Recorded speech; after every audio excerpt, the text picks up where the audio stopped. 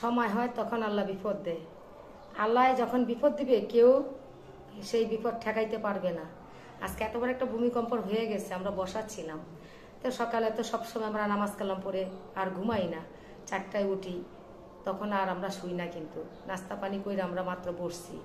এই সময় এত বড় একটা ধাক্কা দিচ্ছে, আর একটা সেকেন্ড যদি থাকতো তবে সবাই আমরা ডাইবা মরতাম। তো মানুষে যখন বিচার করে তাড়াতাড়ি করে, আল্লাহর বিচার কিন্তু আস্তে আস্তে। এই আল্লাহর বিচারেও আজকা এই হারিকেন দিয়েও মানুষ খুঁজে পাইতে হইলে না 10তলা 5তলা বিল্ডিংয়ের। তা আমরা যে আসি উপরের 5তলার মানুষগুলা, অথচ একটা খুঁজে পাইতে হইলে না। আমাদের সুকেছে সব কিছু ফালাই দিছে, উপরের থাকে আর নিচের থাকগুলা কিন্তু কিছু হয় নাই, সেটা একটু দেখাই। এটি উপ্ত করে ফালাই দিছে, তারপর ওই যে পিরিচটা ভাঙ্গা দিচ্ছে, এই যে এগুলি ভাঙ্গা ভাঙ্গা পড়ছে। তো এইখানে কিন্তু বাংলাটা আছে, ওই যে ওইটা উপ্ত করে ফালাই দিছে, আমি কিন্তু উঠাইছি। ওই যে কোনার মধ্যে সব পড়ে রয়েছে, এই যে এটা এখানে এই যে গুড়িগুলো পড়ে রয়েছে সব, দেখো এখানে এটা পড়ছে। তারপরে এইখান থেকে ওই যে কোনার ওটা আমি সোজা করছি, ওটি পড়ছে, আর কিছু পড়ে নাই, খালি এগুলা সব এই যে উত্তরে পড়ে রয়েছে, ওগুলা ভিতরে অনেক আছে। এগুলা সব উত্তরে পড়ে গেছিলো, এটি খালি উঠাইছি, আর কিছু পড়ে নাই। এগুলো পড়ে নাই, এগুলো একটু লাড়াচাড়া হয়েছে অনেক জোরে, কিন্তু এই বাটিগুলো পড়ে নাই। ফিল্টারটা পড়ছে, এই ফিল্টারটা উপতে গেছিল গা, এটা উপতে এটা খুলে গেছে আর কি ফিল্টারের ভিতরে। আজকের মতো কোনো সময় ভূমিকম্পের এমন দেখিনি। আল্লাহ সবার হেফাজতে রাখুক, দোয়া করি আমরা সবার জন্য। তো যেই ভূমিকম্পটা হয়েছিল, যদি হইতো তো বাংলাদেশের মানুষ সব মরে যেত, তাই না? আল্লাহর রহমত আছে বাংলাদেশে। এই জন্যই না করবো পটল আলু দিয়া মুরগি কেটে নিচ্ছি। সকালে বউ মাছের লেগে গেছিল, মাছ প্রচুর দাম, তো একটা মুরগির বাচ্চা আনছে, এটা দিয়া পটল আলু দিয়া খালি কোনো রকম একটু কষামো।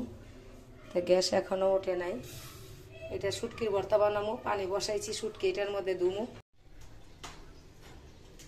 মুরগি পটল ভাজি করবো। আজকে শুক্রবার দেখা গ্যাস আইছে না।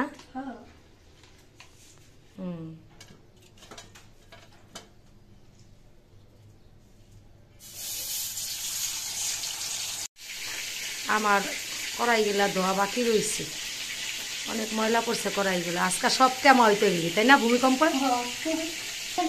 আমরা মুরগি আনছি, খাইছ নে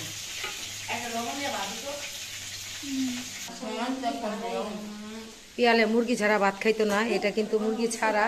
তো মুরগি রান্না হইতেছে, এখনো হয় নাই। ওখানে ঘরের খাবার এই দিছি ডাল দিয়া, এটি জানি কি রান্না আসছিল, মাংসই নাকি।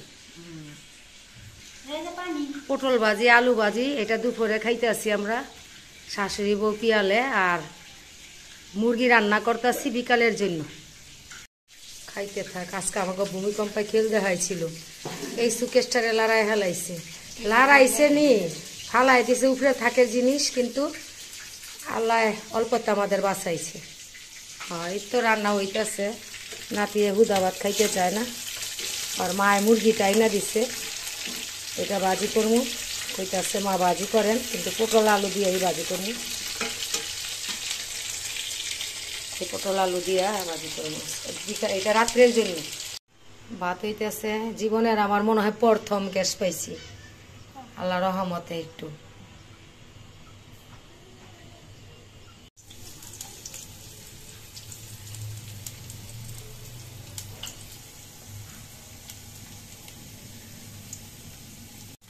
বক বক বক বক করে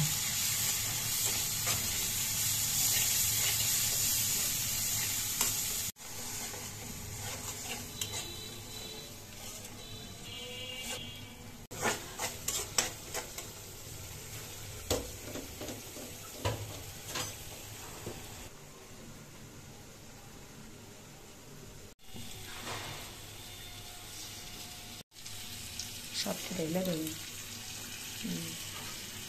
এটিও লাগে দিয়ে